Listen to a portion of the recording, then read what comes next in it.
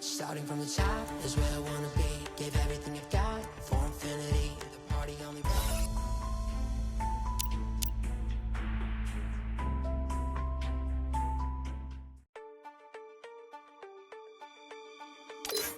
Starting from the top is where I wanna be. Gave everything I've got for infinity. The party only rocks on my command. Had to play deep, take a stand.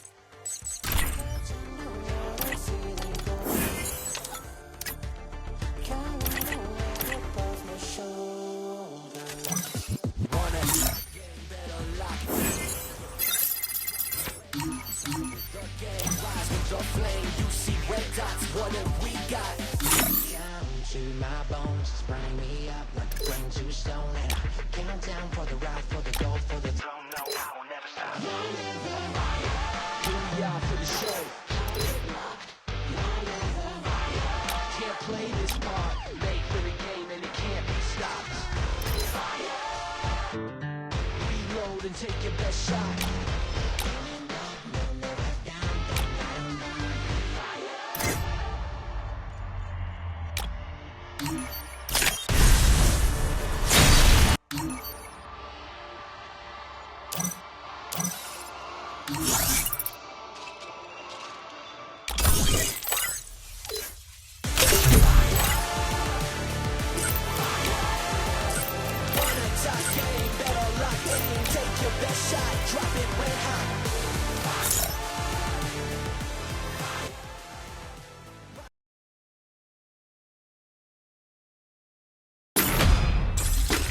I feel a power running through me. It feels snake-like? I think outside the box. Need equipment. Angelic style.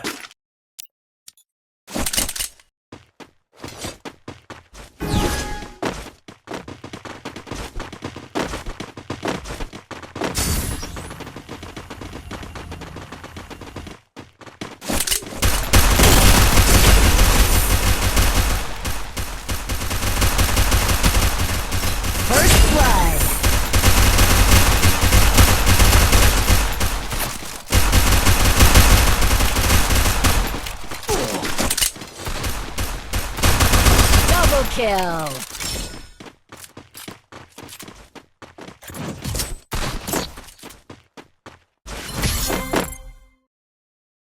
That's right! The underdog came out on top!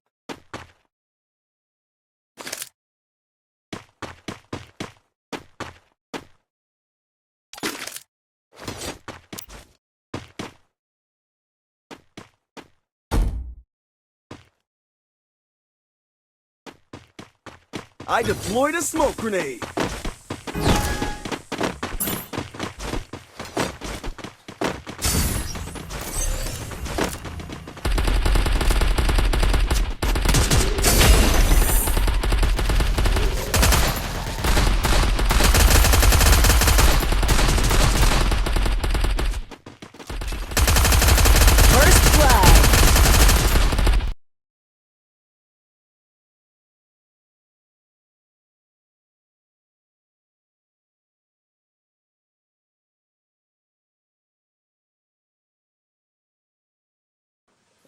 Kelin bu kim degan savolga nima deb javob beramiz azizlar? Kelin bu omonat. Otalar, kelin omonat. Shuni oila davrasida ayting, o'g'lim, bu qiz, bu kelin omonat bizga, otasi bizga ishonib bergan. Ular ham so'ragan, surishtirgan, ishonganki bergan bizga bolam. Qattiq gapirmagan kelinga. Onasi, bu kelin bizga omonat deng. Ota shu gapni gapirib tursa, qaynona fe'lini buzib, kelinga yomon gap gapira oladimi? Yo'q. O'g'lingiz ovozini do'rillatib, ayoliga qattiq gapira oladimi? Yo'q.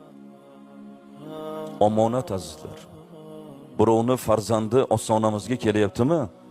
Ona qizim sizga ming rahmat deylar. Otalar, iltimos, shu gapni gapiringlar.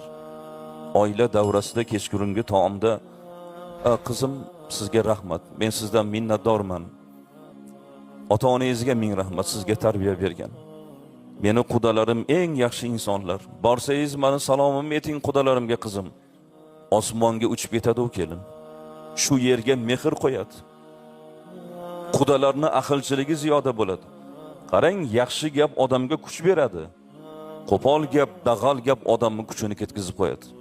Shuning uchun otalar, mana shu yerda o'tirgan otalar, siz oilada sog'lom muhitni yaratadigan siz bo'lasiz. Axir ona-ku, axir 20 yosh bo'lsa ham u ona-ku.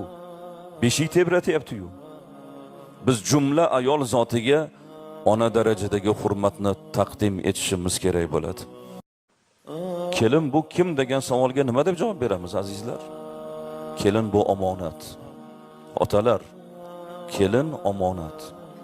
Shuni oila davrasida ayting, o'g'lim, bu qiz, bu kelin omonat bizga, otasi bizga ishonib bergan. Ular ham so'ragan, surishtirgan, ishonganki bergan bizga bolam.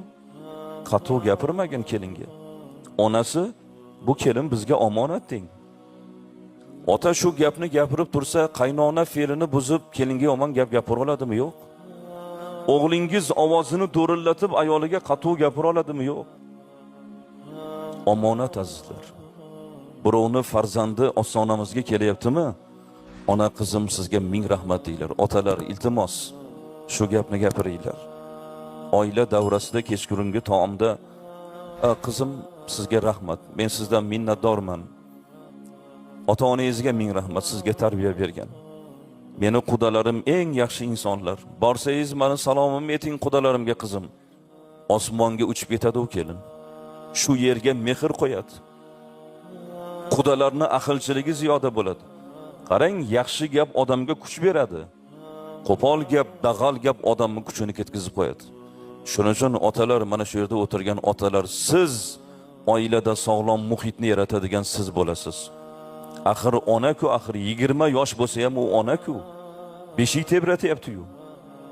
Biz jumla ayol zotiga ona darajadagi hurmatni taqdim etishimiz kerak bo'ladi. Sizni haqingizga birga duo qilmoqchiman. Amin deb turing. Bismillahirrohmanirrohim. Allohumma inni as'aluka bi anni ashhadu annaka antalloh la ilaha illa antal ahadus samadul ladzi lam yalid va lam yulad va lam yakul lahu kufuwan ahad. La ilaha illa anta subhanaka inna kunna minaz zolimin. Rob taolo sizni gunohlaringizni mag'firat qilsin. Alloh taolo sizni yanaga shu kunlargacha Baytullohga mehmon qilsin. Alloh taolo gunohlaringizni mag'firat qilib, kasalliklaringiz, bemorligingiz bo'lsa Alloh shifo bersin. Qarzlaringiz bo'lsa Alloh taolo najot bersin.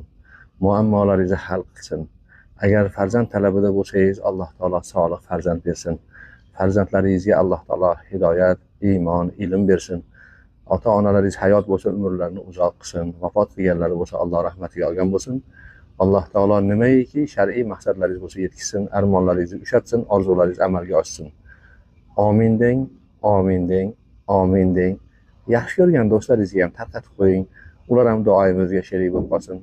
Va sallallohu ta'ala ala xayri xalqihi Muhammad va ala alihi va ashabihi ajma'in. Allohu sizni haqingizga Payg'ambarimiz sollallohu alayhi va sallam aslida qanday ko'rinishda bo'lganlar? To'lin oydek nurli yuz, yelkagacha tushgan to'lqinsimon sochlar, o'ng qo'lda Muhammad Rasul Alloh deb o'yilgan kumush uzuk. Hozir sizga o'sha qiyofani ko'z oldingizga keltirib beraman. Eshiting. Buyuk vatandoshimiz Imom At-Termiziy o'zining Shamoil-i Muhammadiya asarida ul zotning quruq so'zlarini emas, qiyofalari, tabassumlari va yurishlarigacha shunday jonli yozib berganki, o'qigan inson u zotni ruhan his qiladi. U zot kishilar o'rtasida o'rta bo'ylik, qad-qomatlari o'ta mutanosib edilar.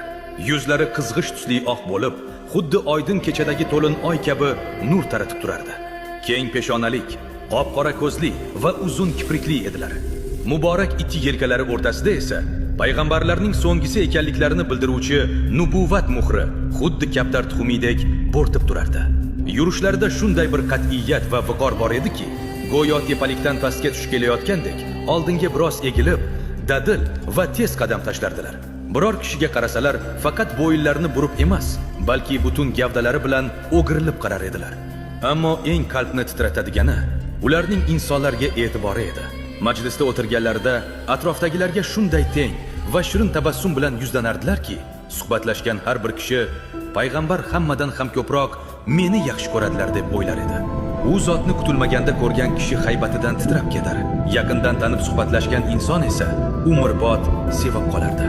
Ammo barcha narsani xuddi kinodek tasvirlab bera olgan bu beqiyos daho ustozi Imom Buxoriyning vafotidan so'ng qanday aql bovar qilmas ahvolga tushib qoldi.